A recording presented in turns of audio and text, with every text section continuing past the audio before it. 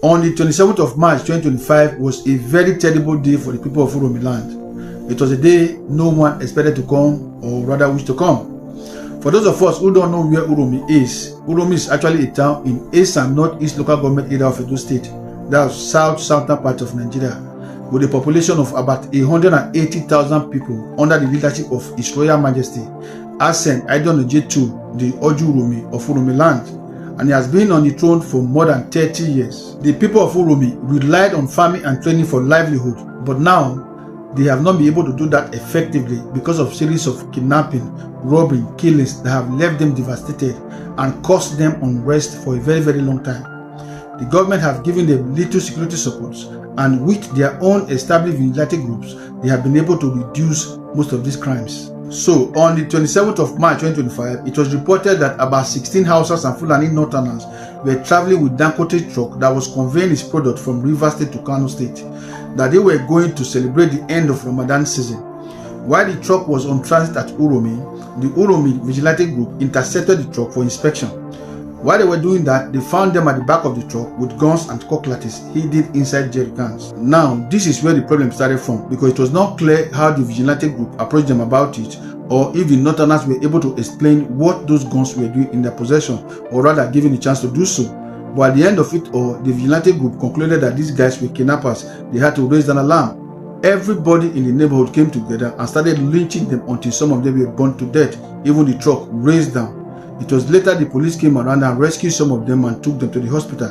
It was really a terrible day since the existence of Uromi people, and the incident had caused a wide outrage all over the country and divided opinions. Just the second day after the incident occurred, a report came in to say those Northerners were hunters, and that has provoked a whole lot of people talking, asking questions.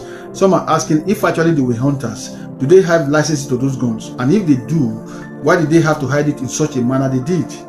While some are asking, for you to be hunting in Nigeria, you need to have a hunting permit issued by the state government, and they don't believe they have such licenses. And for you to have moved from one state to the other, that's from Kano State to Rivers State to hunt, you need to have a cross-state hunting permit, and that is another license of its own, and they all believe that they are not having these licenses. For me, those questions are very reasonable, but at this point, they don't matter anymore, because Uromi Vigilante Group has already taken the laws into their hands. As far as there are laws in Nigeria, there is no way you can justify any form of jungle justice. Though I can understand that because of the criminal activities that have been disturbing their land and its environs for a very long time now, they just have to act fast, or maybe be in a safer side. Or they believe that if they arrest them and take them to the police, they can still find a way to bribe their way out. But in all of this, I still insist that it's still not enough to have murdered them in this gruesome manner.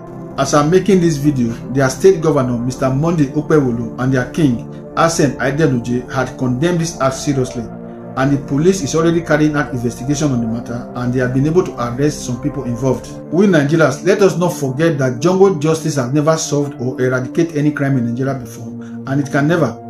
Though we know that we have a corrupt system that allows some criminals to be comfortable, or whenever you arrest them, they easily bribe their way out, doesn't mean that we shouldn't continue in that part.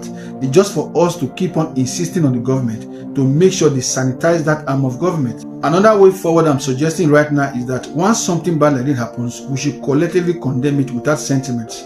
With that, we keep on having one voice. If we keep on involving our sentiments or our religious beliefs, trust me, we will never go past this stage we are right now. Most things that are happening now had happened in another region of the country before, but if we keep on collectively condemning it or preventing it, it's going to help us go a long way. And don't forget, we're in a country where we always refer to past things, and that's why we shouldn't be having divided minds. That is the way forward I'm seeing on the table right now. And it's even a very good thing that the governor of the state had gone to visit and commiserate the family of the victims. That is a very good step to take. That tells you that jungle justice is not the way forward. I sincerely commend this effort for doing that. One other thing, please, let's try as much as possible to disregard our brothers and sisters in diaspora that are supporting this act.